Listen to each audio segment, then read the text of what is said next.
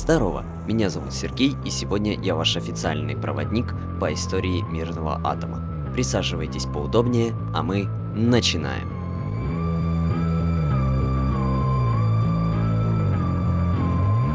Поиск интерфейса. Интерфейс активирован. Сегодня почти каждый, кто учится или учился в школе, или интересовался физикой и химией, знает, что такое атом и как он выглядит. По сути, это та же Солнечная система, только вместо Солнца– ядро, состоящее из протонов и нейтронов, а вместо планет– электроны. Но раньше люди не знали о существовании атома, зато догадывались, что есть некая частица, из которой состоит все и вся вокруг. Интересующиеся этим вопросом ученые активно проводили исследования в этой сфере. Наверное, я не знаю. Но знаю, что атом открыли в 1803 году. Открытие совершил никто иной, как английский химик Джон Дальтон. Он считал, что все вещества состоят из одинаковых атомов. И он не ошибся. Ну, почти не ошибся. Дело в том, что изотопы некоторых веществ отличаются количеством нейтронов в ядре. Но мы простим Джона и глянем на его модель атома, носящую название «твердая сфера». Она представляет из себя самую обычную сферу, то есть шарик, размером в разы меньше молекулы. Спустя более 100 лет после открытия атома, в 1906 году, Эрнест Резерфорд открыл ядро атома. И если модель твердой сферы представляла из себя просто шарик-частицу, то после открытия ядра образ атома сильно изменился. Ученый из Новой Зеландии предложил планетарную модель атома, привычную нам сегодня. Вот Солнце ядро, вот планетки-электроны, и они крутятся вокруг склейки из протонов и нейтронов, тихо и мирно. Однако Эрнесту так и не удалось объяснить, как именно электроны держатся на орбите ядра. Тут на помощь приходит датский физик Нильсон Бор, который предположил, что электроны держатся на энергетических уровнях. Он также предложил свою модель атома в 1913 году, но по сути это была та же планетарная модель атома с видом сверху, для простоты понимания, что к чему. Так, с атомом вроде разобрались. Так, что у нас дальше по сценарию? Так, радиация. Возвращаемся. Возможно, кто-то не знал, но радиацию излучают именно атомы, причем абсолютно любые. Любой атом постоянно вызволяет некое излучение, которое и является радиацией. Обнаружил ее немецкий физик Вильям Рентген в 1985 году. Он же и изобрел одноименный аппарат на основе радиоактивного частичного облучения. Но рентген никому о радиации не рассказал. Вместо него открыл и обнародовал явление естественной радиации француз Анри Беккерель. Но что из себя представляет радиация? Что это? Просто зараза или может быть энергия? На самом деле радиация– это излучение нестабильных ядер атома. Стабильность ядра определяется количеством нейтронов в нем. Радиация делится на альфа, бета и гамма излучение. Но если все вокруг излучает радиацию, это значит, что мы потихоньку умираем? Совсем нет. Малые дозы радиации человеку не страшны. Но есть одно «но». Радиация так или иначе остается незримо опасной для человека. Безопасной радиации не существует, существует лишь контролируемая. Превышение допустимой дозы радиации в организме приводит к ужасным последствиям, к лучевой болезни, раку и даже смерти. Радиация взаимодействует с клетками нашего организма. Одни она просто убивает, а в других изменяет ДНК, что и вызывает рак. Воздействие радиации на организм измеряется в зивертах. Для измерения сами зиверты используются не так часто, так как один зиверт это уже очень и очень много.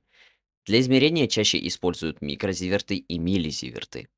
Если человек получит моментальную дозу в 400 и более миллизивертов, он рискует получить лучевую болезнь, а смертельная доза начинается от 2 зивертов. Но даже если ты получишь эти злосчастные 2 зиверта, ты не умрешь сразу и даже не сразу начнешь умирать. Спасти себя при облучении до 4 зивертов можно, если тебе будет вовремя оказана медицинская помощь. От альфа, бета и гамма излучения также можно защититься, как от снарядов, ведь они не покрывают всю область вокруг, как сигнал телефона, а летят в определенном направлении, как, например, пули. От альфа-излучения может защитить даже лист бумаги, а для защиты от бета-излучения подойдет тонкий лист металла. У них очень низкая пробивная способность, поэтому опасны эти частицы только при попадании внутрь вашего организма. Но вот от гамма-излучения так просто не защититься. Оно пробивает тонкие преграды насквозь, и для защиты понадобится толстый материал с высоким показателем плотности. Бетон, свинец, золото, иридий, платина и другие. Несмотря на всю опасность радиоактивных элементов, человечество не побоялось проводить с ним какие-либо манипуляции. Правда, радиацию долгое время не считали опасной, но об этом мы еще поговорим. Радиоактивные вещества и сама радиация применяются в медицине, в военном деле, для квантовых вычислений. Из них делают сверхпроводники и композитные материалы, и их также применяют в суперкомпьютерах. Применений много, и всем мне не хватит рассудка перечислить. На нашем материке, Евразии, первую ядерную реакцию запустил советский академик Игорь Курчатов. Это произошло в 1946 году. До этого ядерные технологии были только у США. А если быть точным, ядерное оружие, которое они испытали на японских городах Хиросима и Нагасаки в 1945 году. В конце 40-х обе сверхдержавы, США и СССР, начали исследовать возможность использовать радиацию в мирных производственных целях. 26 июня 1954 года была введена в эксплуатацию первая в мире атомная электростанция– Обнинская АЭС. После этого СССР начали называть ядерной сверхдержавой. Почему-то один только запуск первой в мире АЭС стал ассоциацией ядерной промышленности с Советским Союзом. Помните серию игр Command and Conquer Red Alert? Так вот, там ядерная бомба и АЭС как источник энергии доступны только советской стороне. В 1957 году Игорь Курчатов, находясь в Англии, призвал ученых всего мира работать над возможностью использовать атом и его излучение в мирных целях. Благодаря данному призыву мы имеем около 200 АЭС по всему миру, ядерные ледоколы, ядерную медицину, ядерные батареи и так далее. Кстати, помните, я упомянул, что радиацию долгое время не считали опасной? Так вот, это чистая правда. Раньше все считали радиацию безопасной и даже полезной. В начале 20 века было модно пить воду с радоном, а в магазинах можно было легко найти косметику с радием. Радий также добавлялся в некоторые краски, и покрашенные такой краской предметы светились в темноте.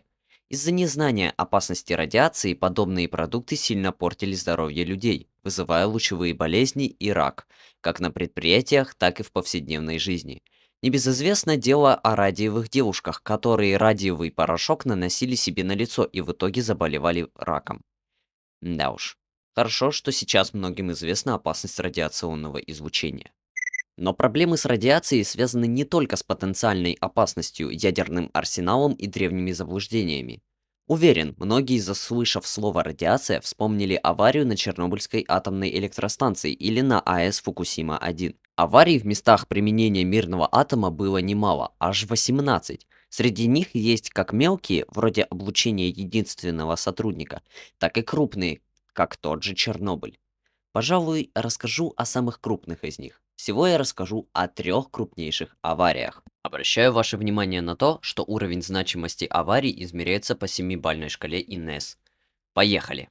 Пожалуй, начнем с Кыштымской аварии, которая произошла 29 сентября 1957 года в засекреченном советском городке Челябинск-40, который известен сегодня как Озерск. Уровень ИНЕС 6. Из-за секретности города аварию назвали в честь рядом стоящего города Кыштым. Авария произошла на химкомбинате «Маяк», где вышла из строя система охлаждения, из-за чего впоследствии произошел взрыв емкости объемом 300 кубических метров, внутри которого в этот момент находилось около 80 кубических метров высокорадиоактивных ядерных отходов. Взрыв разрушил емкость, а бетонное перекрытие толщиной 1 метр и весом 160 тонн было отброшено в сторону, и в атмосферу было выброшено около 20 миллионов кюри радиации. Взрыв поднял радиоактивные вещества на 1-2 километра вверх над землей. Более 23 тысяч километров квадратных оказались в загрязненной радионуклидной зоне. Для ликвидации последствий было привлечено сотни тысяч военнослужащих и гражданского населения, которые получили значительную дозу облучения. В общей сумме пострадало 270 тысяч человек, около 12 тысяч было эвакуировано с зоны поражения, порядком 200 человек умерло от лучевой болезни, у 66 диагностирован хронический лучевой синдром. Зона, пораженная при аварии, получила название Восточно-Уральский радиоактивный след, длина которого составила около 300 километров, а ширина варьируется от 5 до 10 километров. Далее по уровню опасности у нас идет авария на АЭС Фукусима-1, произошедшая не так давно, 11 марта 2011 года в японском городке Фукусима. Уровень ИНС 7. В этот раз виновата матушка природа, а вернее ее катаклизмы. В тот день в стране произошло крупнейшее в истории Японии землетрясение, которое АЭС с горем пополам выдержала. Но природа такая: «Шо? Не получилось сбить? Ну на еще». И пустила на АЭС цунами. Впоследствии всего этого все системы вышли из строя, в том числе и система охлаждения. Результат – расплавление активной зоны первого, второго и третьего энергоблоков. Взрыв водорода на первом, третьем и четвертом энергоблоках. Число погибших во время аварии неизвестно. Из зоны поражения было эвакуировано 164 тысячи человек. От лучевой болезни умерло 50 человек, а последствия аварии все еще ликвидируют. По оценкам правительства Японии, на ликвидацию может уйти 40 лет. Ну и финал. Самая известная, самая крупная и самая страшная авария в истории человечества. Взрыв на Чернобыльской атомной электростанции. 26 апреля 1986 года в час 24 на АЭС прогремел взрыв. Взорвался четвертый энергоблок. Авария произошла во время штатных испытаний реактора, которые проводятся с каждым новым реактором. Во время испытаний были допущены ошибки, а кнопка экстренного отключения реактора АЗ-5, по одной из теорий, добила реактор. Авария произошла впоследствии отказа системы охлаждения. Реактор попросту перегрелся. Через сутки была проведена эвакуация из Чернобыля, Припяти и близлежащих сел. Было эвакуировано 115 тысяч человек. 50 человек погибло во время самой аварии, еще 4000 скончалось от лучевой болезни. Более полумиллиона человек участвовало в ликвидации последствий. По итогу оценки последствий было принято решение создать Чернобыльскую зону отчуждения, территорию радиусом 30 километров, закрытую для посещения. Над четвертым блоком с июля по ноябрь 1986 был возведен объект укрытия. Бетонный саркофаг высотой в 50 метров, предотвративший выброс радиоактивных веществ в атмосферу. В 2008 году по инициативе Международной организации укрытия начали строить новый саркофаг из стали. Ну, вернее, это было укрепление старого саркофага. В 2019 укрепленная версия укрытия была введена в эксплуатацию. Уровень ИНС этой аварии 7, хотя я бы присвоил 8. Вот такая история, друзья. Что ж, спасибо за внимание и до новых встреч.